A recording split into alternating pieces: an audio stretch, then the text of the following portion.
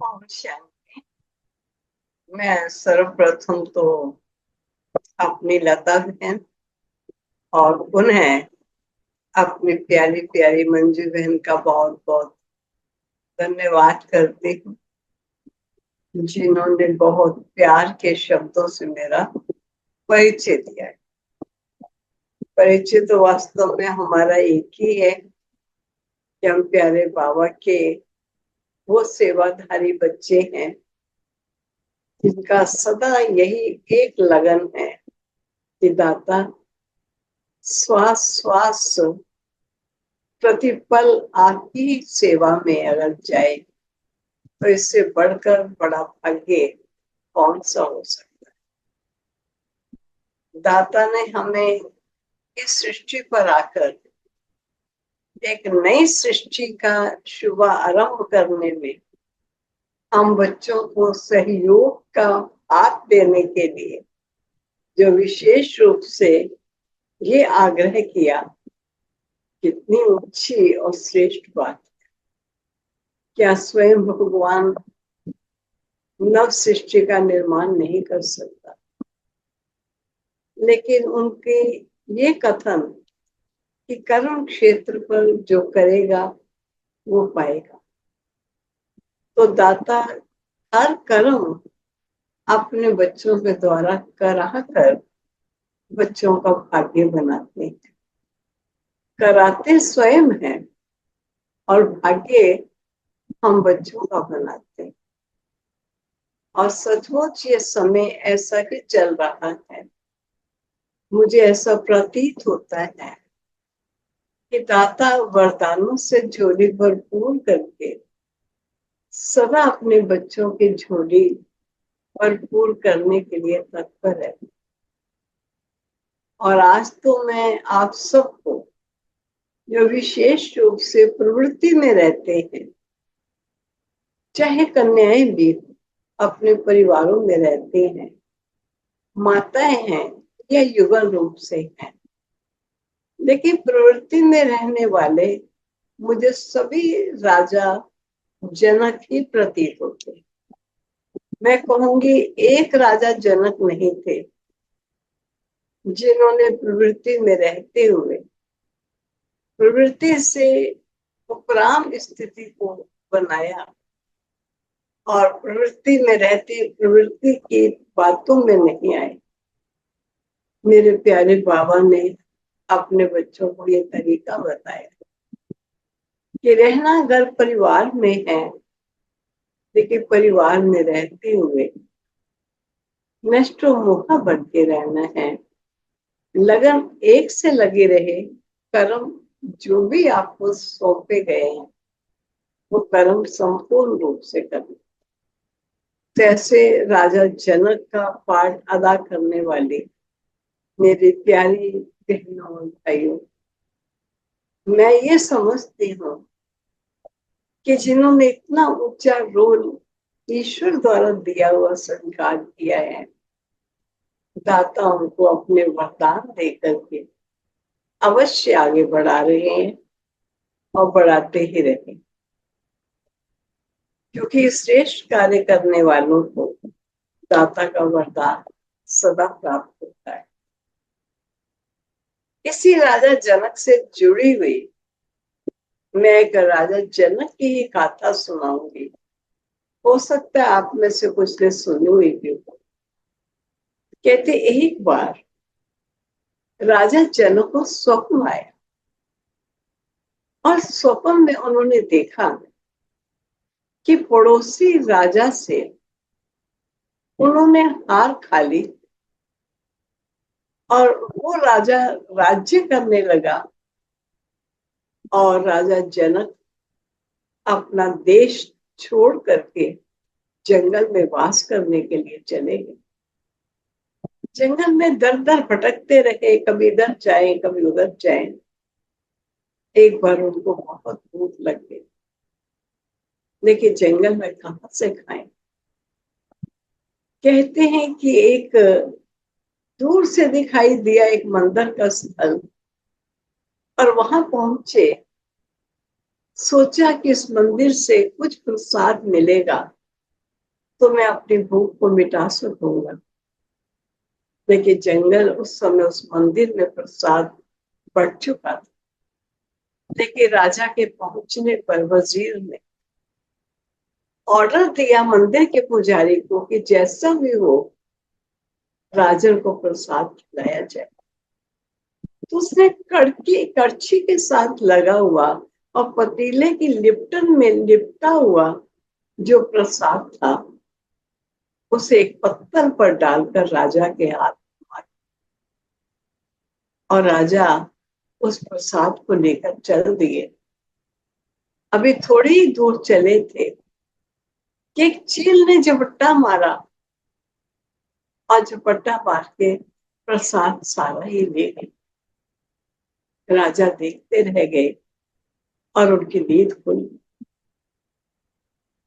नींद खुलने पर उनके मुख से यही शब्द निकला, सत्य क्या है? सत्य क्या है? कहते हैं कि वे अपने अष्टावकर राजगुरु के पास गए और राजगुरु को जाकर स्वप्न की गाथा सुनाई और कहा मैं आपसे यही पूछने आया हूं कि सत्य क्या है? क्या मैं राजा हूं और मैंने स्वयं को भिखारी दर दर भटकने वाला जंगल में ऐसा स्वयं को पाया? क्या सत्य राजा हूं या मैं जंगल में भटकने वाला एक भिखारी? या मैं एक भिखारी हूं लेकिन मैं स्वयं को राजा समझ रहा हूं? राजगुरु मुझे स्पष्ट करो, आखिर मैं कौन? तब कहते राजगुरु ने ये कहा कि ना तो तुम राजा हो जो तुमने स्वयं को राजा के रूप में देखा और तुमने भिखारी रूप में जंगल में भटका, और ना ही तुम वो भिखारी हो जो तुम जंगल में भटक रहे हो और तुम स्वयं को राजा समझ रहे। ना तो तुम राजा हो ना ही तुम भिखारी हो, लेकिन वास्तव में तुम वो हो जब तुम राजा थे तब भी तुम थे और जब तुम भिखारी थे तब भी तुम। अब वो है सत्य, वो है आत्मा जो तुम्हारे राजा के समय भी थी और तुम्हारे भिखारी के समय भी। सत्य राजन केवल एक ही है, सत्य दो नहीं। वास्तव में देखा जाए यही एक विस्मृत हो जाने वाली बात है कि हम कभी देह और देह के प्राप्त पदों को अपना स्वरूप मानने लग जाते हैं। लेकिन प्यारे बाबा ने हम बच्चों को बताया, बच्चे सत्य यही है जो तू अविनाशी, जो तू इन आंखों से देखता है वो सत्य नहीं है, और जो देखने वाला है वो सत्य है, वो दिखाई नहीं देता। तो देखने वाला सत्य है, जिसको भी देख रहा है वो सब नाशवान है। नश्वर चीजें इन आंखों से दिखाई देती हैं, अनश्वर इन आंखों से दिखाई देती। तो तू वो अनश्वर सत्ता है, तो स्वयं को हो जा। अब बाबा हम बच्चों को यही बार बार स्पष्ट करते हैं कि बच्चे तुम कौन? क्या तुमने स्वयं को पहचाना? हमारी शास्त्रकृत बहुत कहानियां हैं। एक और कहानी मैं सुना देती हूँ ताकि हम कौन है ये हमें पहचान हो सके। प्रसिद्ध गाथा है कि राजा सगर के 60,000 पुत्र थे और सभी मूर्छित हुए पड़े। जब उन पर अमृत का छींटा डाला गया तो सभी पुत्र मूर्छित से सुरजीत हो। अब वास्तविकता क्या है? राजा सगन कोई नहीं जिसके 60,000 पुत्र हो, लेकिन स्वयं सर्वशक्तिवान सर्व गुणों के सागर परमात्मा पिता, जिसके हम सब बच्चे द्वापर से लेकर कल जो अंत तक मूर्छित अवस्था में चलते आए। किस चीज से मूर्छित थे? अनकॉन्शियस थे। अब अनकॉन्शियस कौन था? हम सेल्फ के अवेयरनेस से अनकॉन्शियस। मालूम नहीं मैं कौन।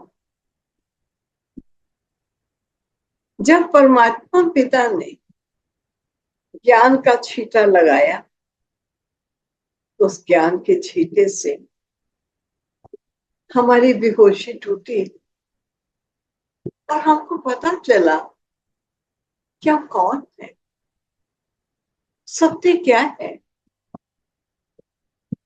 कॉन्शियस में आए कि ये देह, ये तो नाशवान चोला है, लेकिन मैं तो इस चोले में निवास करने वाली, मुख से बोलने वाली, कानों से सुनने वाली, आंखों से देखने वाली, हर कर्म इंद्रिय की स्वामी अथवा मालिक मैं तो चेतन आत्मा। अनकॉन्शियसनेस ने हम करते तो रहे। कई बार बेहोशी में आप देखो हाथ चल रहे हैं, मुंह खुल रहा है, लेकिन उसको होश नहीं कि मैं क्या कर रहा हूं। रियली आधा कल्प यही स्थिति हम आत्माओं की रही और आज हम देख रहे हैं इस स्थिति में प्राणी जी रहा, बेहोशी में है, वो अनकॉन्शियस है, अवेयरनेस सेल्फ की नहीं है। मैं कौन? इस देह की अवेयरनेस से मनुष्य चल रहा है। अब जब बाबा को सबसे पहले बाबा ने ये पहचान दी कि तू देह नहीं, तू तो चेतन शक्ति आत्मा है। बाबा के मुख से ये बोल निकले, मैं आत्मा, ये नाशवान चोला है, मैं चोला नहीं। ये नश्वर चोला है, मैं अनश्वर आत्मा हूं। उस समय बाबा ने यही शब्द बोले और अनुभव सुनाते थे, बच्चे ऐसा प्रतीत हुआ कि कोई सोए हुए को जगा दिया, मूर्छित होश में आ गया हो।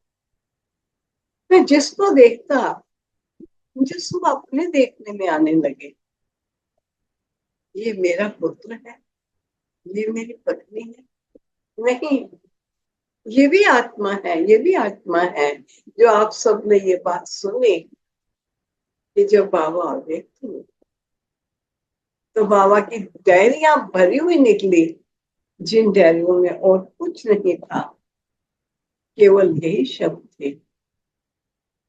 यशोदा आत्मा है जो लौकिक पत्नी का नाम था, नारायण आत्मा है जो पुत्र का नाम था, पुट्टू आत्मा है जो विद्या का नाम था। सबको आत्मा है कहकर देखने लगे। और बाबा कहते थे अंधे को जैसे आंखें आ गई हो, बच्चे ऐसा मुझे प्रतीत होने लगा। मैं अंधकार से प्रकाश में आ गई और मुख से यही बोल निकलने लगे, पाना था सो पा लिया, अब काम क्या बाकी।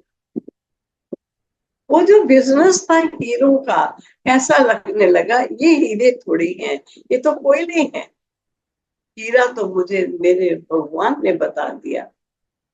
हीरा तो मैं आत्मा, जो अविनाशी हीरा, जिसकी चमक आज है और सदा जिसकी चमक रहेगी।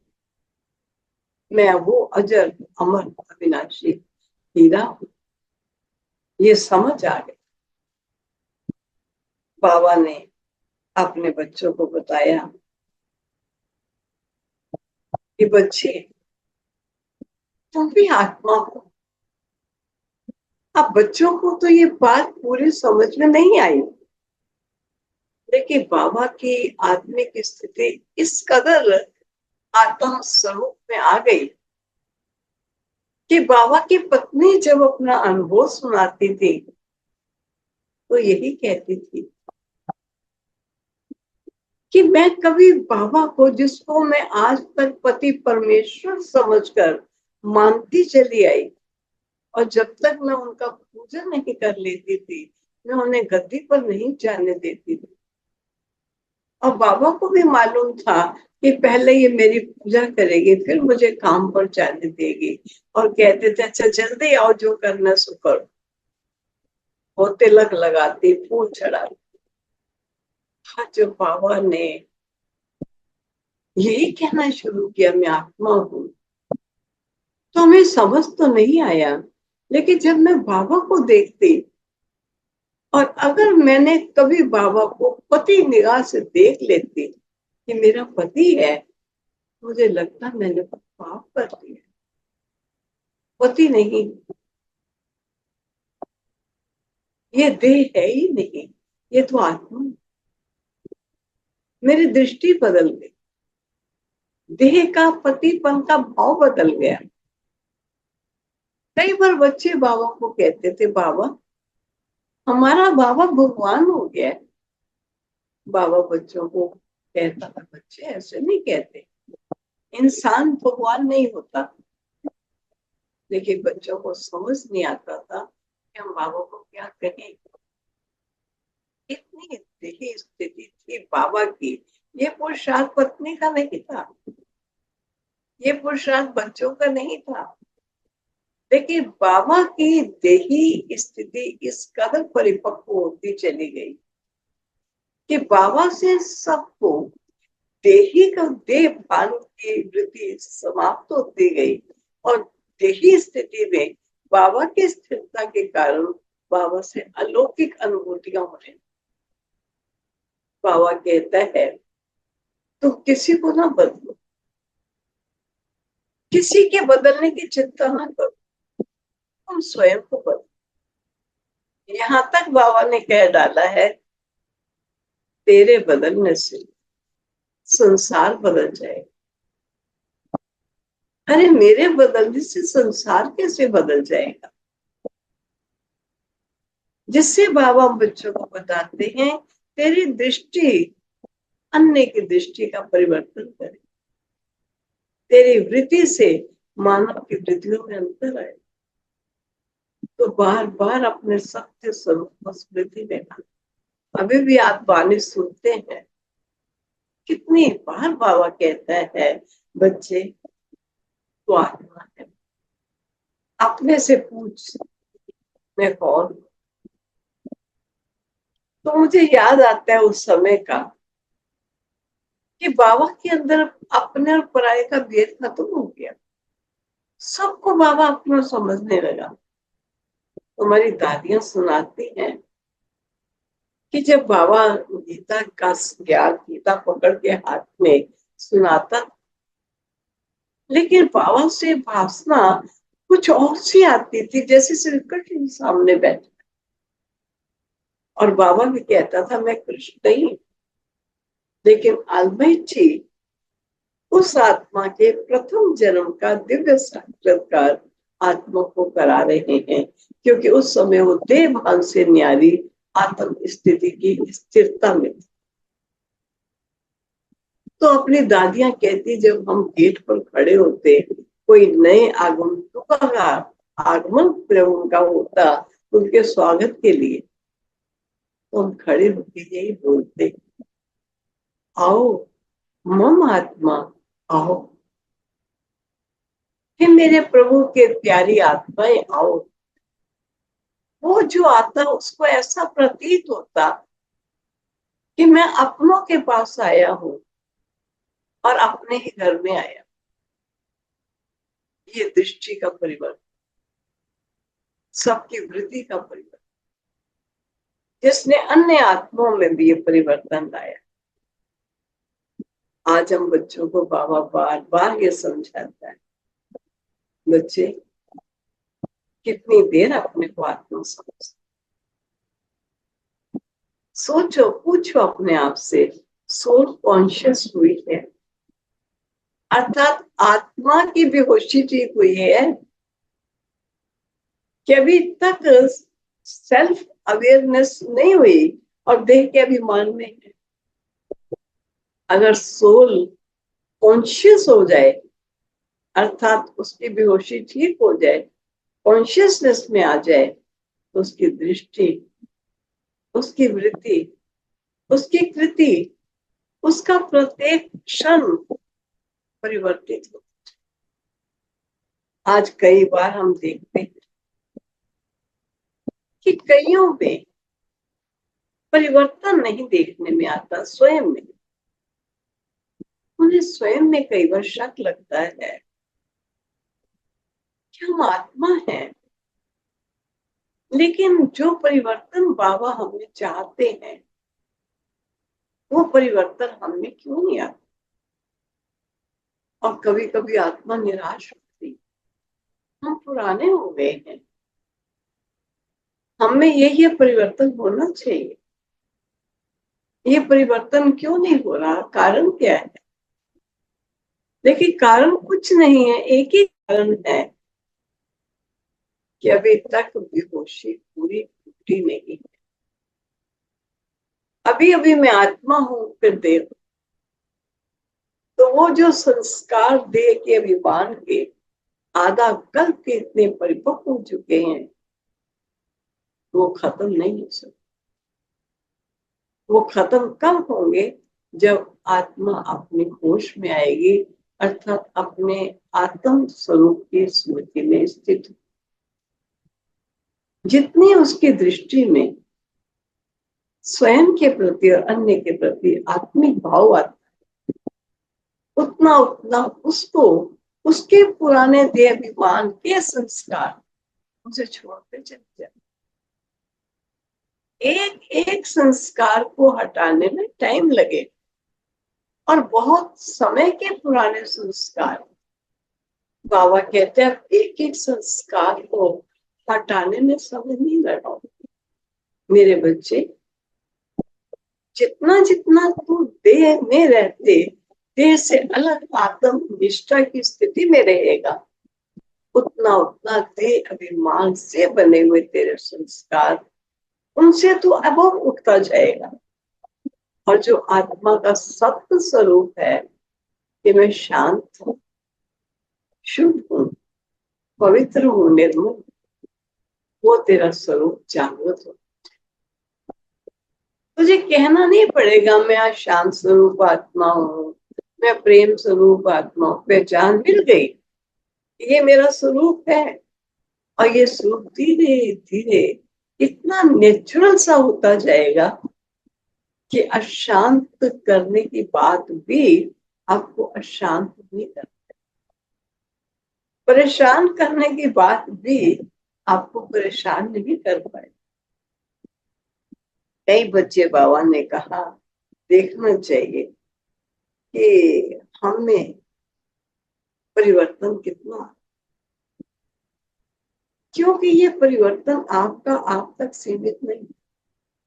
कई बार कई आपसे पीछे ज्ञान में आने, अगर उनको पता चलता है ये तो हमसे पुराने और पहले से ज्ञान में चल रहे हैं, अगर इनमें ही अभी तक परिवर्तन नहीं आया, तो उनको अपने परिवर्तन में निरुत्साहितता आ जाती,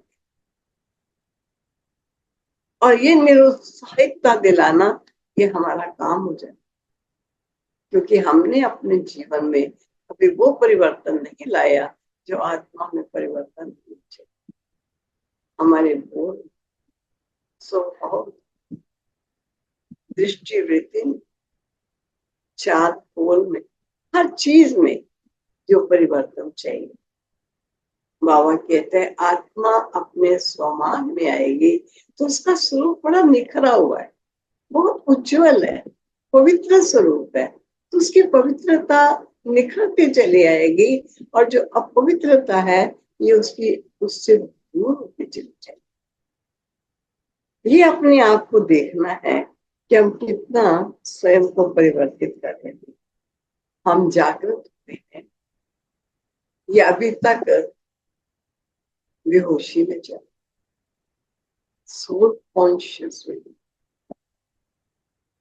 कॉन्शियस का मतलब क्या, उसको पता चला, होश में आई, आंख खुल गई, मैं कौन हूं,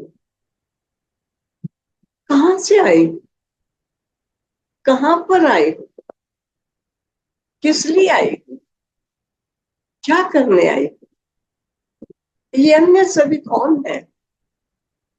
ये सब मंच के अन्य कलाकार हैं जो अपने अपने रोल की कला दिखा रहे हैं।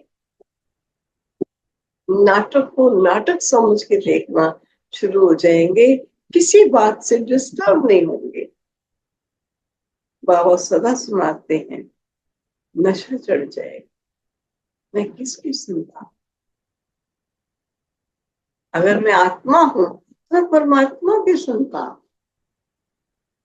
आज कई कहते हैं योग लगाने की कोशिश तो करते हैं, ये भी कोशिश कीजिए, देह भान हमें बार बार देह देह की दुनिया और देह के संस्कारों में खींच कर लिया। लेकिन जितना जितना देही स्थिति होगी उतना उतना विदेही दाता से कनेक्शन जुड़ता चला जाएगा और देह के जगत से दाता दूर हटता जाएगा। और जब तक देही स्थिति सेल्फ की कॉन्शियसनेस में नहीं, होश में नहीं है, तो आप परमात्मा से कनेक्शन कैसे सकते, जोड़ते हैं टूटता है, जोड़ते हैं टूटता है।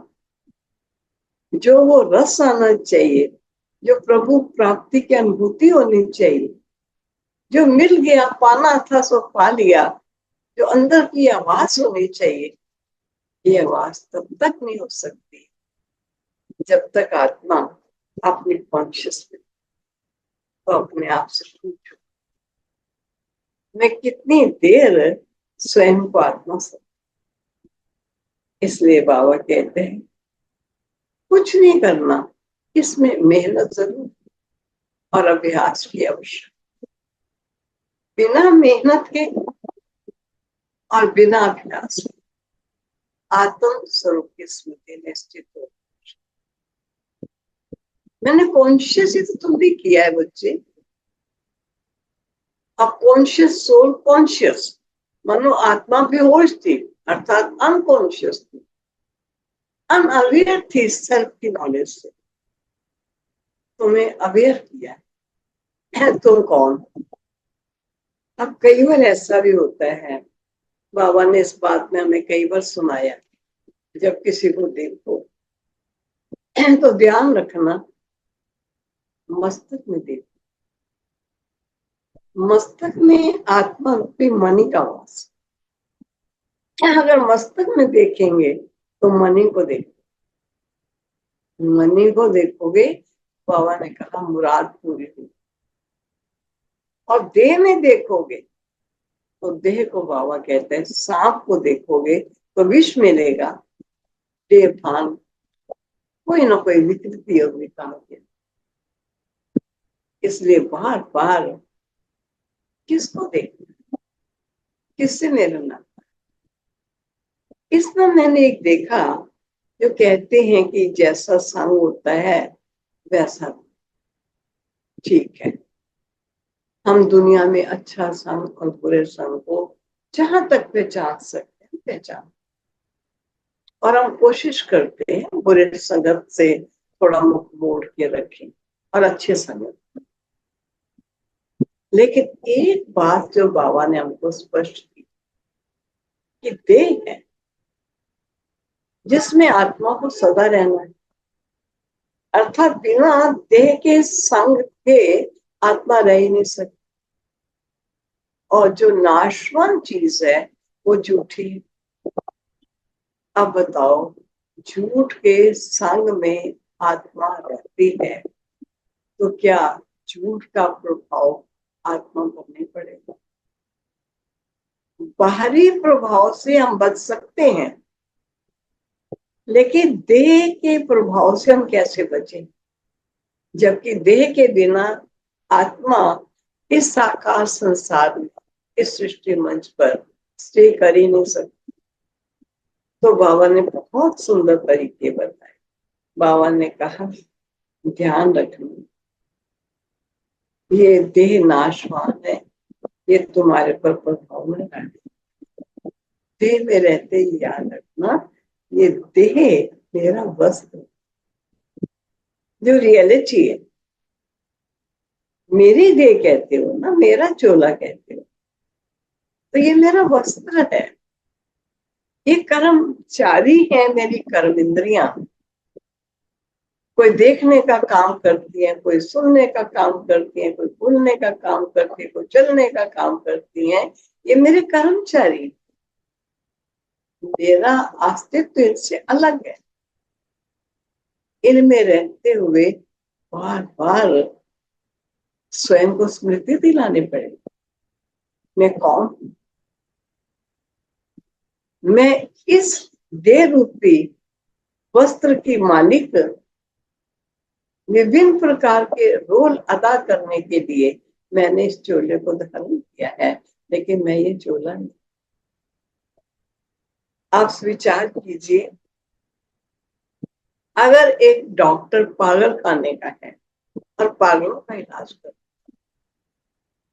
लेकिन वो पागलों के संग में रहता है, वो तो पागल तो नहीं होता। सही इंसान की तरफ चलता है, खाता है, पीता है, बोलता है। कारण क्यों?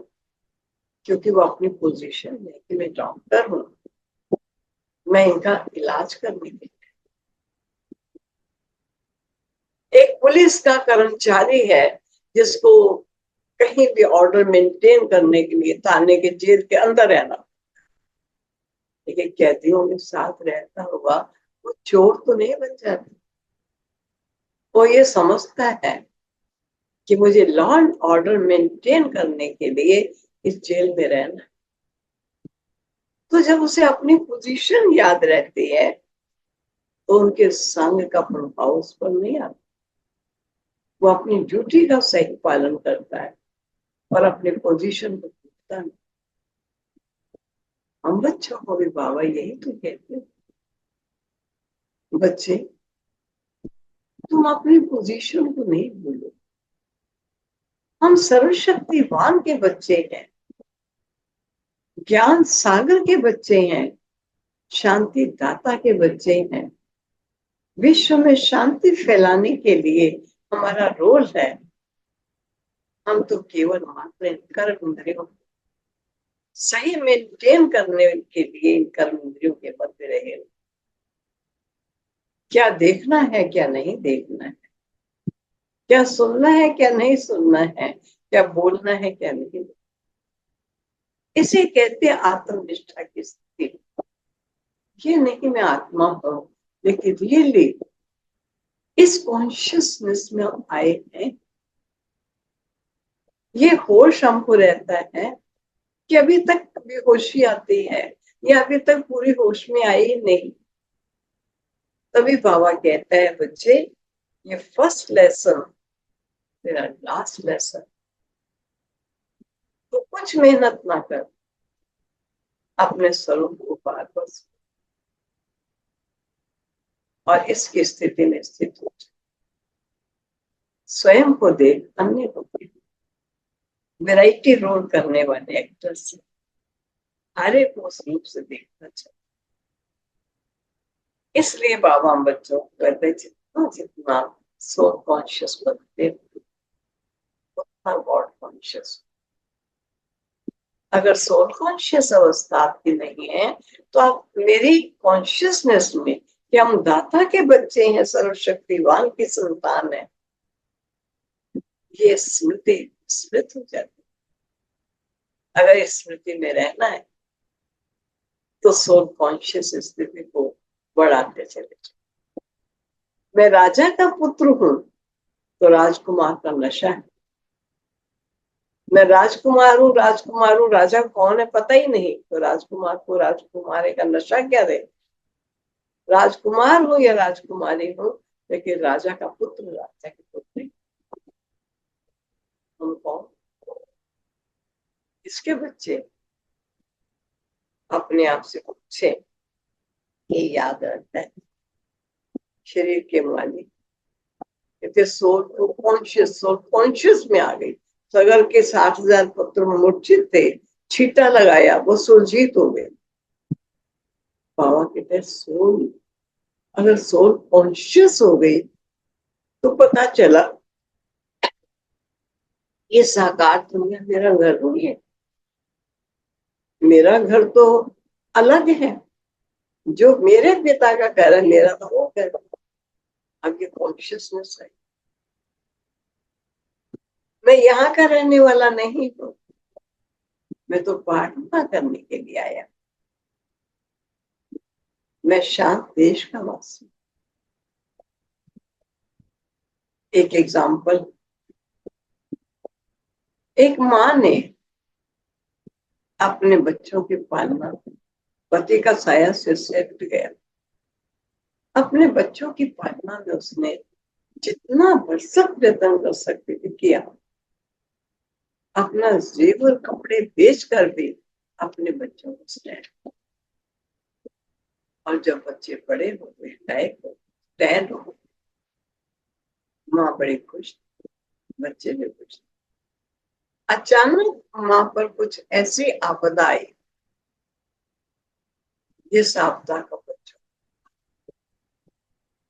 देखिए कोई भी बच्चा उस आपदा के समय माँ का सहयोगी नहीं, माँ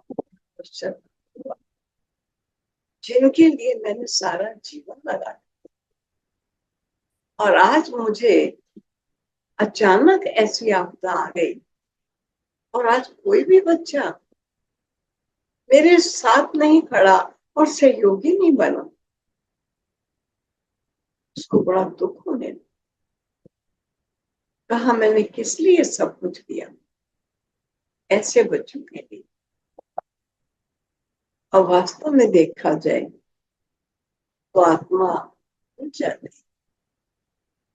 कि मेरा रोल माँ का था, इनका रोल बच्चों का। मैंने अपना रोल श्रेष्ठ रोल अदा किया, लेकिन बच्चे होने के नाते ये अपना रोल श्रेष्ठ अदा नहीं कर, तो नहीं हो सकता, डिस्टर्ब तो नहीं हो सकता, क्योंकि रोल है। आपने जो रोल किया, जो श्रेष्ठ कर्म किया, वो श्रेष्ठ खाते में आपका जमा हुआ, और उसका श्रेष्ठ फल आपको आज नहीं तो समय पर अवश्य मिलेगा। उसकी आप चिंता क्यों करते हैं? जो किया उस किए को ये सोचकर कि बच्चे रिटर्न नहीं दे रहे और आप दुखी हो रहे हो, आपको रिटर्न नहीं मिल रहा, लेकिन कर्म तो आपने अच्छा किया। अपने कर्म पर विश्वास हो कि जो कर्म आत्मा करेगी, अविनाशी आत्मा जो कर्म करेगी उसकी रिकॉर्डिंग उस पर, और उसके अनुसार उसको अच्छा या बुरा फल। हाँ ये होता है, कई कर्म हम इंडिविजुअल करते और कई कर्म अनेकों के सहयोग से किया जाए। मान लीजिए आज आप पर कष्ट है, लेकिन कष्ट में कोई भी आपका सहयोगी या सहारा नहीं, क्यों नहीं ये समझा जाए ये जो कर्म का कुछ दुख और दंड आया है, ये मेरे किसी इंडिविजुअल व्यक्तिगत तौर से किए गए मेरे किसी कर्म का दंड है। ये संगठित रूप से किया गया कर्म नहीं था जिसमें मेरे बच्चे या मेरे सहयोगी मुझे सहयोग देते या भागीदार बनते। ये उनकी भागीदारी नहीं थी, ये मेरे निज का कर्म। तो निज के कर्म को सब कुछ सबका होने के बावजूद भी उसका फल दंड भोगना, उसके लिए सब कुछ करना केवल मात्र मुझे ही करना। ये आत्मा को समझ में, क्योंकि आत्मा को जब कॉन्शियस हुई, बाबा ने आत्मा को बताया है, आत्मा तो जब आत्मा कॉन्शियसनेस में आई है उसको होश आया कि कर्म और अकर्म क्या होता है, सुकर्म और विकर्म क्या होता है, श्रेष्ठ किसे कहते हैं, भ्रष्ट किसे कहते हैं, हर चीज उसको नॉलेज होगी। सृष्टि का आदि क्या हुआ, मध्य क्या है, अंत क्या है, सारी नॉलेज परमात्मा ने आत्मा को दे दी। आत्मा को थर्ड आई ऑफ विजडम कहते हैं, तीसरा ज्ञान का नेत्र उसको मिल गया, केवल आत्मा स्वमान को चलता। तो दाता हम बच्चों को यही बातें सुनाता है कि कई व्यक्ति कर्म करते हैं लेकिन भूल जाते हैं। बाबा हम बच्चों को कहता है, आप में कभी भी घृणा का भाव, नफरत का भाव, किसी प्रकार समस्या कोई आई, संबंधों में बिगाड़ कर लो, ख्याल रख, आत्मा बड़ी शुद्ध है, पवित्र है, श्रेष्ठ। चाहे कैसा भी अवसर आया, लेकिन मुझ आत्मा को अपना स्वरूप और अपना स्वमान विस्मृत नहीं, अपने स्वरूप और स्वमान की स्मृति में रहकर अपने श्रेष्ठ कर्मों को करते चले। क्योंकि जब आत्मा को आत्मिक नॉलेज मिल जाती तो उसका आउटलुक चेंज हो जाता, एटीट्यूड चेंज हो जाता, हर एक के प्रति, अपने प्रति भी, सर्व के प्रति भी और विश्व के प्रति। क्योंकि सर्व आत्माएं कैसे मंच पर आई है, कैसे भिन्न भिन्न पाठ अदा कर रही है, कोई किसी धर्म में, कोई किसी तरह का, कोई कैसा बोल रहा है, कोई कैसा। ये तो सुंदर बगीचा है और हर बगीचे का पंछी अपनी अपनी आवाज लगा रहा है, एंजॉय कीजिए। ये ऐसा क्यों बोलता है, ये ऐसा क्यों करते हैं, नहीं ऐसा नहीं करना चाहिए, नहीं ऐसा करना चाहिए।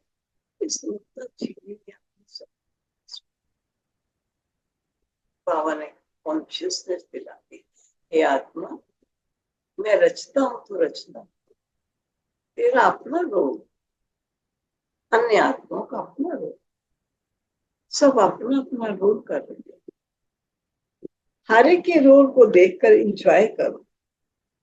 बाबा तो यहाँ तक कहते हैं कि बच्चे, तेरा परिवर्तन प्रकृति को भी परिवर्तित करेगा। कितना सुंदर बाबा ने कहा, बहुत लंबा है, मैं वो नहीं सुनाऊंगी, मैं टाइम भी देख रही हूँ। जिसमें बाबा ने कहा था कि प्रकृति भी प्रकृति पति को कष्ट,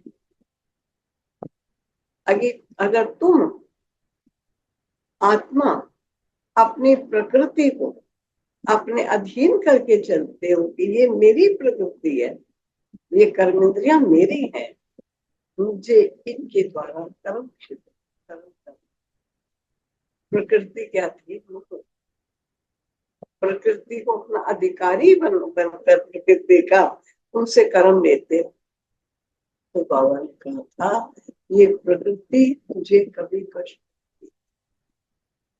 यहाँ तक बाबा ने कहा था कि अगर तू प्रकृति पति बन के चलेगा, प्रकृति का मालिक बन के चलेगा, तो प्रकृति तुझे चंवर झुलाएगी, कष्ट तुझे।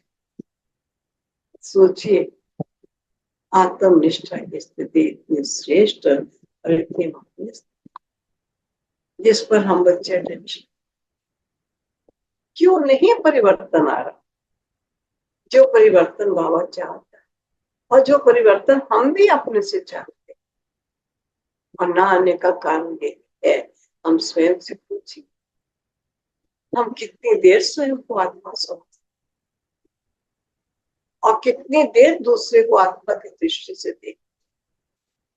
और जब देर से न्यारी आत्मा अपने आत्म सम्मान की स्थिति में है, परमात्म स्मृति, ऑटोमेटिकली आत्मा की खिंचावट उधर होती है। और जब आत्मा की खिंचावट उसकी तरफ होती है तो आत्मा को सर्वशक्तिवान की शक्तियां प्राप्त, वो कार्य जो वो आत्मा स्वयं नहीं कर सकती, लेकिन सर्वशक्तिवान की शक्ति से सब कुछ वो कर सकती। लेकिन उसे अभिमान नहीं आता कि मैंने ये किया, उसको प्रतिपल लगता है बाबा सब कुछ कर, मैं तो साक्षी होकर देख रही, बाबा मेरा इस्तेमाल कर रहा है, प्रयोग कर रहा है, कितना बड़ा मेरा भाग्य है। साकार बाबा यही कहते, अरे बच्चे मेरा भाग्य, वाह रे वाह, भगवान जिसका यूज करे जिसको, उसका और क्या भाग्य। हम बच्चों को भी बड़ा भाग्य है। तो मैं समझती हूँ कि आज का विषय बड़ा सुंदर विषय आपने मुझे दिया, और मैं ऐसे एक्सपेक्ट करती हूँ कि हम मेरे सहित, मैं समझती हूँ कि हम अलबेलाई में कभी समय गंवा देते और कभी कभी अपनी उन्नति से संतुष्ट नहीं होते, या किसी अन्य की उन्नति से उसके पुरुषार्थ में कमी महसूस करते। लेकिन कमी कुछ नहीं है, देही अभिमानी स्थिति, क्योंकि देह अभिमान से बने हुए कुछ पुराने संस्कार और स्वभाव जो इतने कड़े हो चुके हैं, मालूम है ये नहीं करना चाहिए, फिर भी हम करते, ये करना चाहिए हम नहीं करते। तो दाता जो कहता है याद, तो अपने स्वमान और मेरे समस्या, मेरे साथ तेरा संबंध जुटेगा, जो तुझे करना है मैं तेरे से कराऊं, और जो तुझे नहीं करना वो मैं तेरे से उसको ठीक कर, तो स्वयं को, ठीक है, मैं समझती हूँ काफी है। थैंक यू वेरी मच दीदी, बहुत अच्छा संकल्प जी दिया आपने। और हम अब सभी अपने एक हाथ की ताली से इतना तो श्योरिटी देंगे दीदी, जो आपने छोटी छोटी हमें कहानी भी सुनाई जनक विदेही का, हमें एग्जाम्पल भी दिया, और बाबा की, साकार बाबा की पालना लेते हुए जो आपने उनके जीवन में देखा कि कैसे हमें अधीन नहीं होना है, अधिकारी बनकर स्मृति रखकर अपने अशरीरी अवस्था को बनाए रखना है।